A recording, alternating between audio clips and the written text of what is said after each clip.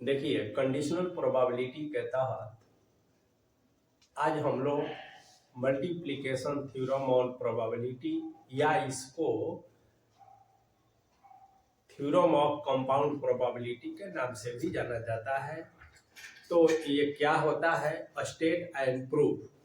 तो हम पहले इसका स्टेटमेंट लिखते हैं, है ना। स्टेटमेंट तो क्या करते हैं कि लेट ए एंड बी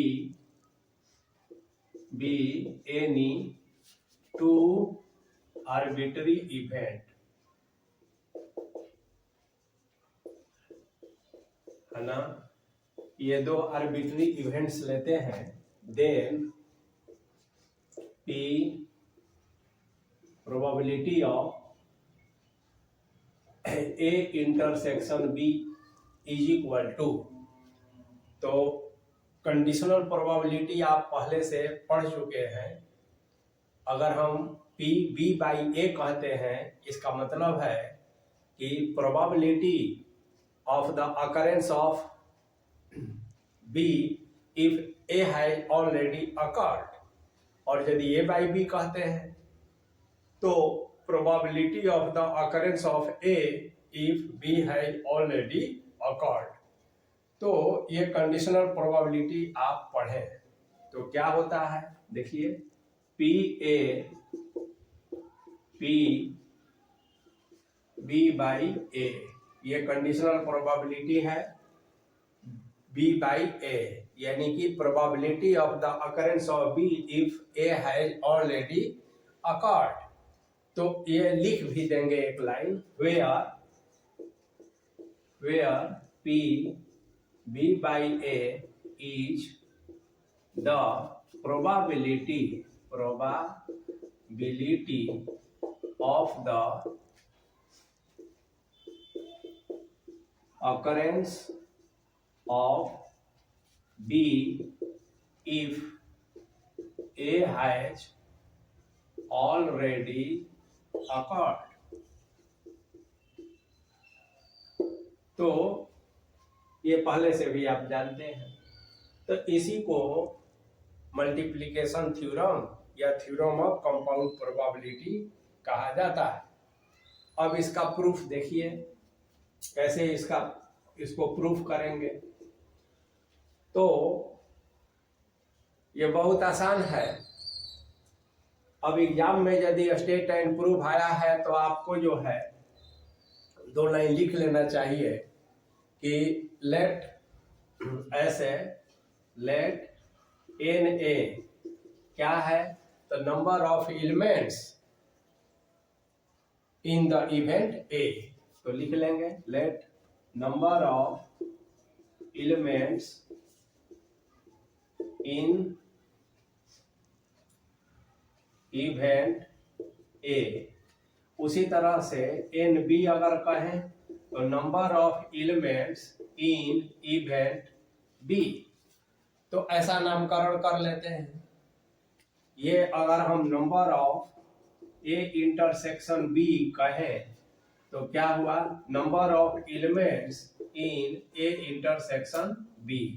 अब ए इंटरसेक्शन बी का मतलब समझते हैं कि जो दोनों घटनाएं घट रही है उसमें जो कॉमन है उसके बारे में कहा जा रहा है।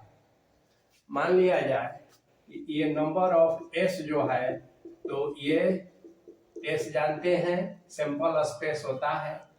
प्रोबेबिलिटी में कोई भी आप एक्सपेरिमेंट करते हैं तो उसके लिए एक सैंपल स्पेस होता है। तो इसको हम लोग पहले से जानते हैं। अब हम कहते हैं कि बाय डिफिनीशन, है ना। तो प्रोबेबिलिटी का जो डिफिनीशन होता है आप जानते हैं। अगर हमको पीए लिखना हो तो क्या लिखेंगे, number of A by number of S, PA. ठीक है। पीबी लिखना हो तो लिखेंगे number of B by number of S. उसी तरह से पी ए इंटरसेक्शन बी लिखना हो तो number of A intersection B by number of S. तो ये प्रोबेबिलिटी का डिफिनीशन है, ये भी हम पहले से जानते हैं। अब देखिए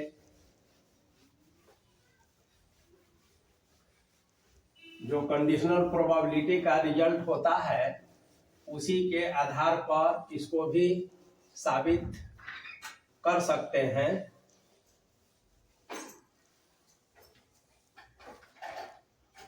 तो देखिए, the probability of the occurrence of B, we know the probability of the occurrence of B if A has already occurred। तो इसका मतलब होता है कि P है ना,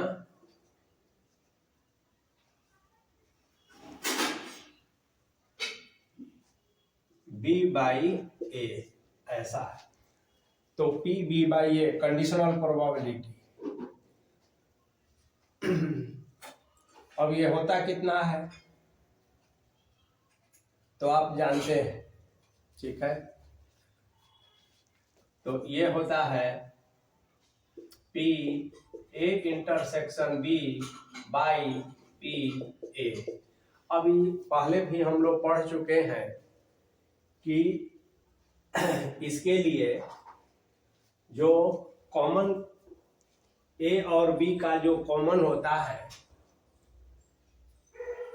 और उसके लिए सिंपल स्पेस जो है ना, जो इवेंट घटित हो चुका है तो वो उसका सिंपल स्पेस हो जाता है। तो यहाँ हम नंबर ऑफ एस नहीं कह के हम क्या कहेंगे, नंबर ऑफ ए कहेंगे। अब देखिए, this imply that P A intersection B is equal to P A और पी बी बाई ए। कभी कभी इसको पी ए बी करके भी लिखा जाता है। तो ये हुआ पी ए और ये हुआ P B.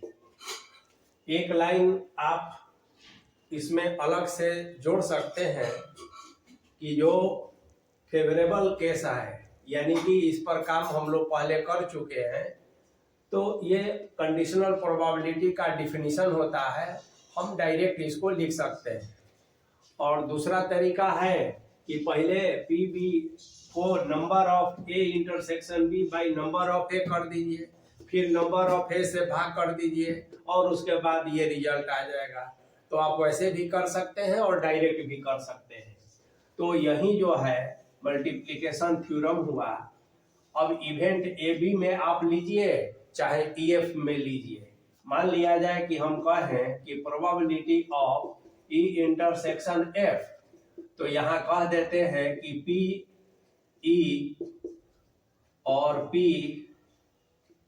F by E ऐसा। इसका मतलब क्या हुआ कि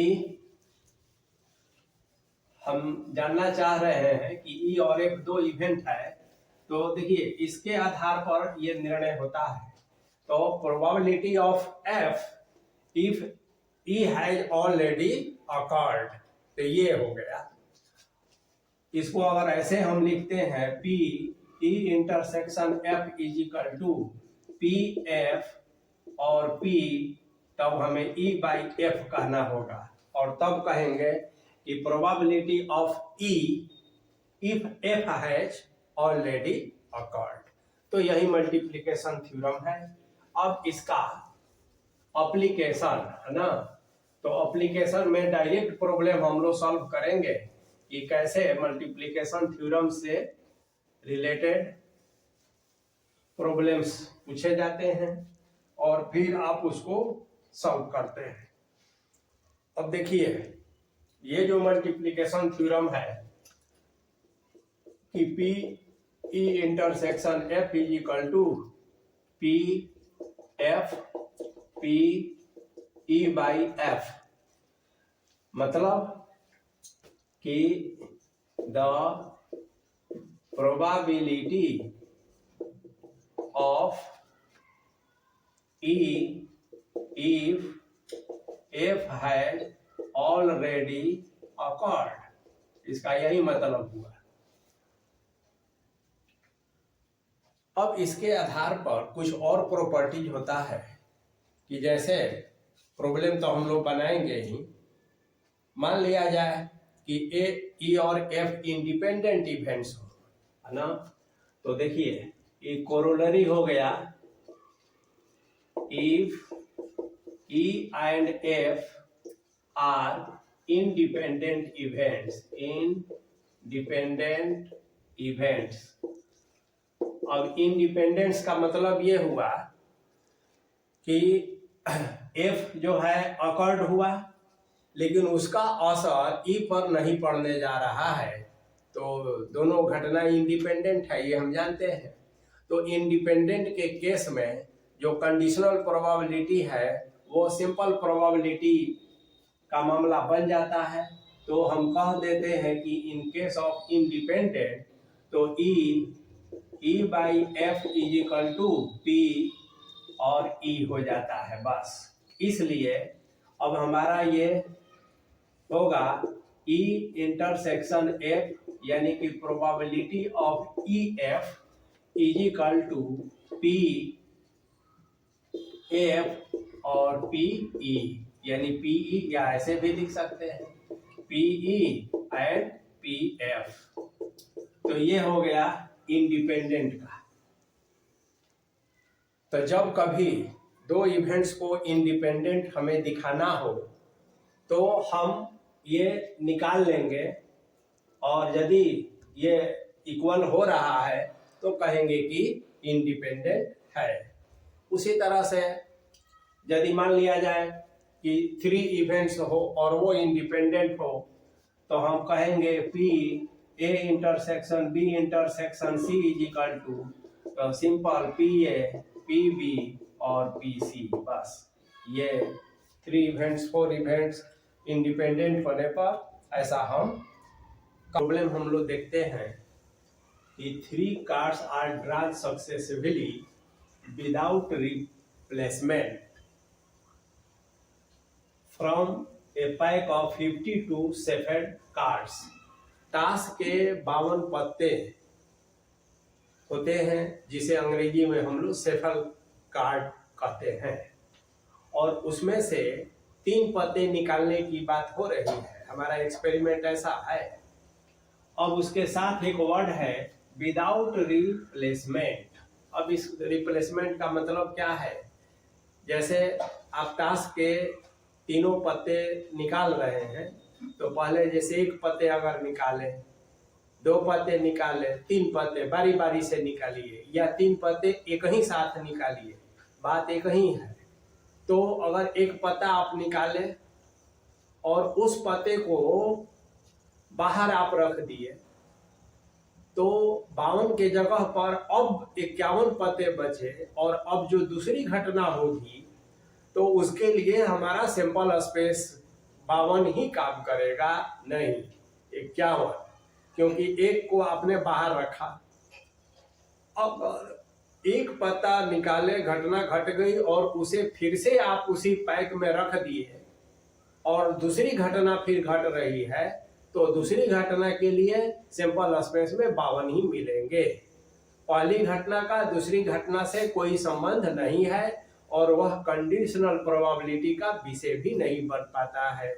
कंडीशनल प्रोबेबिलिटी में तो इसीलिए ये वर्ड का यूज किया गया है कि 1 पत्ता निकाले और बाहर ही रख दिए। चलिए क्वेश्चन क्या है, what is the probability that first 2 cards are king and the third card drawn is an एक्का। ताश के 52 पत्तों में से 3 पत्ते निकालने पर इस बात की क्या संभावना है कि 2 किंग और 1 किंग आए, 1 एक्का आए, है ना। 3 पत्तों में से इस बात की क्या संभावना है कि 2 किंग और तीसरा जो पत्ता हो वो एक्का हो। अब देखिए 52 पत्तों में किंग कितने होते हैं? तो 4, और एक्का कितने? वो भी 4। ये तो आपको पता है। अब हम लोग क्वेश्चन को कैसे बनाएंगे ये देखना है। तो देखिए मान लिया जाए, हम समझा दे रहे हैं, आप लोग लिखेंगे इसको सॉल्यूशन कि let K be the event that the card is a king and A be the event the card is an A card. बस ऐसा लिख लेना है। उसके बाद क्या करना है कि अब आप जानते हैं कि यहां नंबर ऑफ एस जो है 52 है, नंबर ऑफ के यानी कि के क्या डिनोट करता है तो किंग, तो नंबर ऑफ के जो है 4 है और नंबर ऑफ ए का की जरूरत होगी तो वो भी 4 होता है।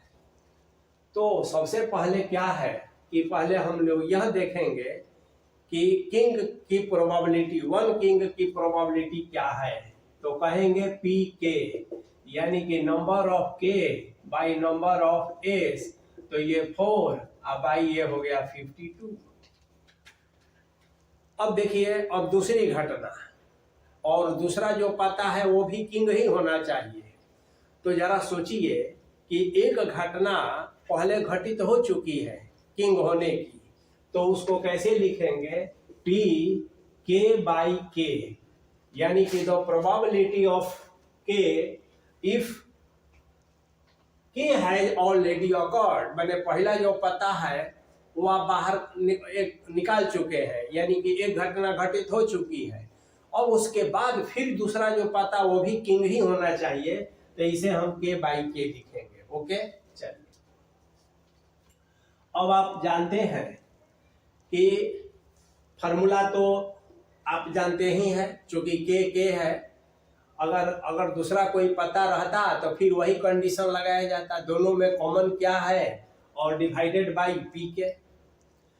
लेकिन अब यहाँ पर ये देखेंगे कि किंग ही है, तो देखिए एक किंग को आपने निकाल चुके और वो बाहर आप कर दिए हैं, तो 52 में अब कितने बच गए 51, और एक किंग बाहर निकल गया है, तो 4 में से कितने किंग बचे तो 3, तो डायरेक्ट आप कहेंगे 3/51।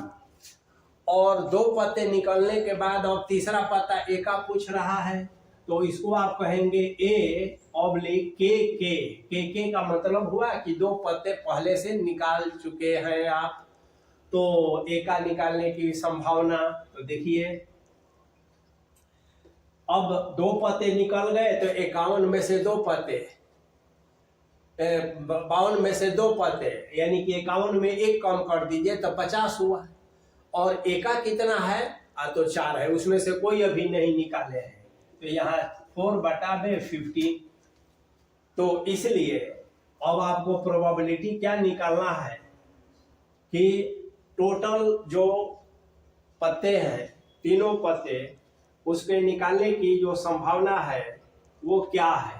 तो कैसे, अब फॉर्मूला से आप डायरेक्ट निकाल सकते हैं। अब आपको मालूम ही है कि इसको लिखेंगे आप के ए, ऐसा है ना, जैसे ई एफ इंटरसेक्शन में आप लिखते थे ई एफ, तो के ए, और इस के ए को अब ऐसे आप कहेंगे पी के, फिर पी के बाई के, फिर पी ए बाई के, ऐसा मान पुट कर दीजिए, तो ये 4/52 हुआ, इंटू 3/51 हुआ, इंटू 4/50 हुआ, और यही हमारा आंसर हो गया। तो इस तरह से क्वेश्चन आप बनाएंगे।